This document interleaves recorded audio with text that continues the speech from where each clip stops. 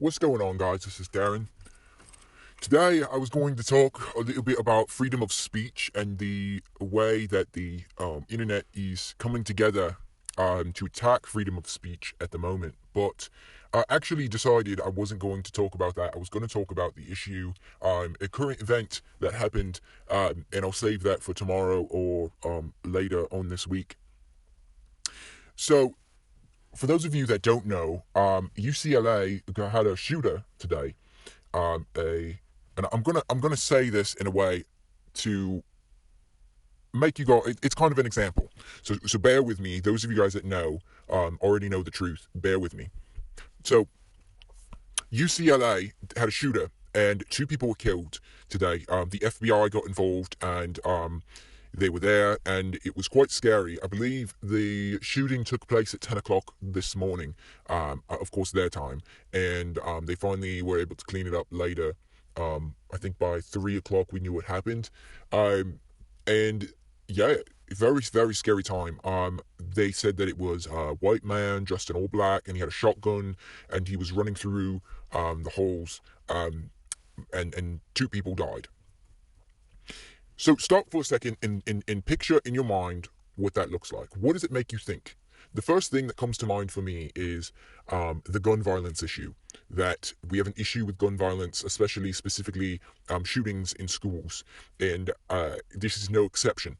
And it obviously is key for the left to continuously pile these shootings on for statistics and to attack the right and say that the right is wrong. And that's a kind of funny explanation, but the right is wrong for thinking that we should have a freedom on automatic weapons and semi-automatic weapons, which, by the way, a shotgun I do not believe is either of those, because I mean, I guess you can have an automatic shotgun, but typically when I think of a shotgun, I think of a double-barreled shotgun, which is one and done, then you have to refill it. I think you can shoot two times. I'm not an expert on guns, so I won't give too much of an opinion on it. So I'm going to tell you the truth of what happened. Now, obviously, the media can't report something they don't know. They want to get it out there and get the news up on the web and to everybody that's watching and listening. The truth is that there was a student who did a murder-suicide. So not two people didn't get shot and killed in a mass murder shooting. One person got murdered and the other person committed suicide, left a suicide note. So this was preemptive. He knew he was going to do this. So basically what the media did is it blew it out of proportion. Now, granted, we didn't know what was going to happen, but in New Hampshire today, and all over, you look at Chicago, look at Manchester, New Hampshire, look at Baltimore, Detroit, every single one of these cities, you will probably find a murder. At least two in each city. I would be willing to guarantee that in almost every city in America, you'll find, major city, I should qualify, you'll find a murder. And I can tell you for a fact, because I saw it, in New Hampshire, there were two people that were shot and killed. Okay, same thing that happened in UCLA. Why the news didn't report on that? Because of publicity. Shootings happen all the time.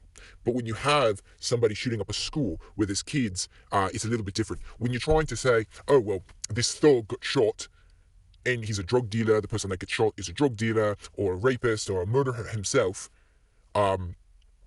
it's a much easier pill to swallow. When it's quote-unquote innocent kids or somebody with a mental health issue that is the person that's dealing with the shooting, we like to demonize them and say that they, if we took guns out of their hands, that this would have never happened. And that's what the left searches for. They search for a reason why they got a gun. They search for anything that they can find to support their evidence. Immediately, as the news came out, people started tweeting and putting out there that there was, we needed to end the gun violence, end it now.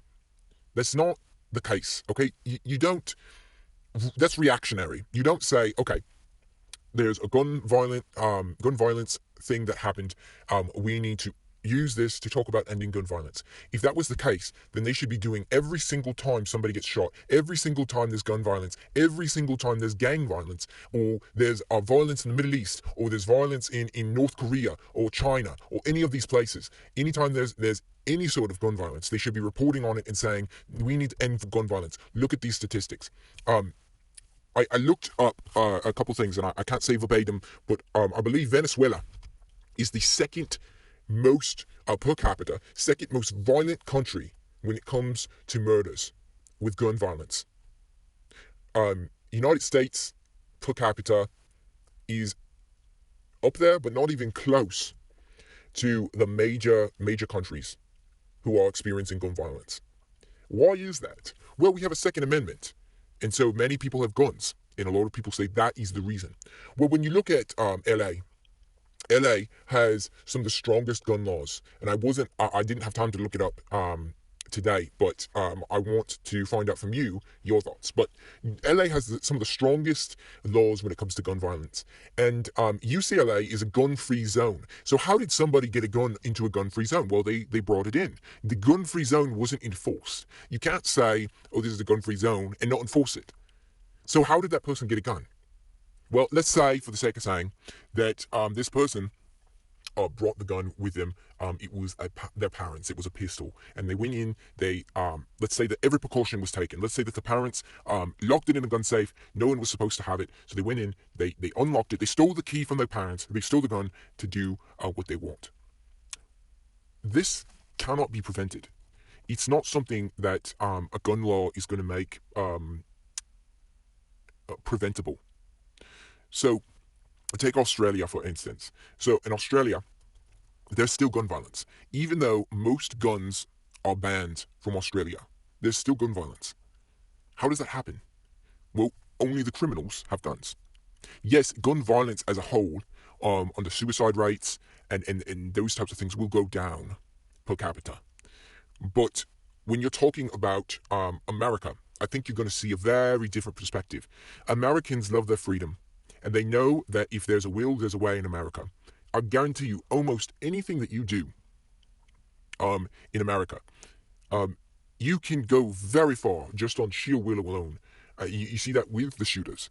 You get a will to do something, and you make it happen. You see this with people trying to get to higher level positions. When you leave college, a lot of people complain that they can't get jobs. Where there's a will, there's a way. If you want a job, you can find a job. It's just people are angry that they can't get a job. That's not the case necessarily everywhere else, especially in more socialized countries and in specifically communist countries, where you're more or less told where to go, and it's kind of given to you. But in America, you can kind of do what you like, as long as you have the proper education. And if you don't, you go out and you get the proper education. Now I don't want to make assumptions, because it's kind of like a subject I'm not too good at. Is kind of observing socialized countries in a broad spectrum. However, I will give you these facts. In America, there is tons of child slaves being ported over the border from Mexico. There are people jumping the border constantly from Mexico. Mexico is one of the highest rated countries of gun violence. So let's say that we have an illegal immigrant who jumps the border with a gun or a set of guns. He's got a backpack full of automatic weapons and pistols. Now, he's illegal. He's an illegal immigrant. He has illegal guns because all guns are banned in America now. Okay, and he comes over and he goes to a farmer and he says, "Listen, you don't have a gun anymore, but what I've got here in the back is I've got a AR-15. And I will give that to you for a couple $1,000s. The farmer says, absolutely, I would love a gun because I want to protect my cattle from weasels or foxes or whatever they have down in New Mexico and in those types of places. I don't know. Some of you are laughing right now. Go ahead and laugh. You can tell me later. So this son, let's say he's in Arizona. We'll go with this example. And his son is at the University of Arizona. Now, this is an illegal gun. There's no gun restriction. There's no gun laws on keeping this contained, and there's nothing being sold to keep a weapon like this contained. There's nothing, no regulation. He has the bullets that are given by the Mexican, and he buys the bullets over the border in Mexico and then sneaks them across the border, or has this illegal immigrant sneak them across the border. Okay, so kind of setting up the whole example here. So his son goes to the University of Arizona. He takes the gun with him, brings it into the University of Arizona, and shoots up a bunch of students. This is a totally probable example of why gun laws in America are not going to work. And if you say, well, Darren, you're wrong. If we had it, it would certainly lower it. Yes, it would lower it. I totally agree with that. But the issues, the mass shootings, the gun violence in cities, none of that is going to change a thug who goes into a gun store to buy a gun. That's not how it happens. They buy the guns or take the guns from the gang leaders. And the gang leaders will go across the border. They'll buy the weapons elsewhere. They don't buy them in America. No self-respecting gun store owner is going to sell to just some random dude and not do a background check. And don't tell me that the gang leaders are going to be going into a gun show. So, kind of going on, so I want to cut it here, but I just want you guys to think about these things. Now, I just want to say before I let you guys go about this whole subject that it's not something I've really taken the time to research other than the statistics of per capita who has the most gun violence. That I did look at, and it shows that America, while up there on the list, is not the top, not nearly close to the top. Interesting fact, though, Austria is second to last. And I'm really interested to know what the gun laws in Austria are. But, it's kind of a cultural thing, and I think we need to understand that as well. Just because one law works in one country doesn't mean it's going to work in another. So we need to kind of understand that there is a cultural difference between America and Austria, or America and China, or America and North Korea, or any other state, America and France. But yeah, I think I'll leave it at that. I want you guys' opinion. I really, really do. In the comment section below, please post facts in ways that my video can be improved. If you disagree with what I believe in, with this idea that I've proposed, I want you to put it in the comment section, and I will address it in the next video and kind of give a rebuttal or say, you know what, you're right. This is a very interesting argument. Tomorrow, I'm hoping to talk about freedom of speech. There was a guy on my Twitter. I created a Twitter page. It's at Darren Ulinos. That's Ulinos with a J. The link to that will be in the description. He posted about basically freedom of speech and some facts, and I want to go over that in the next video. So I will then. But I'll let you guys go. We're probably going long. So until next time, don't forget to do your research. And this is Darren, and I'm out.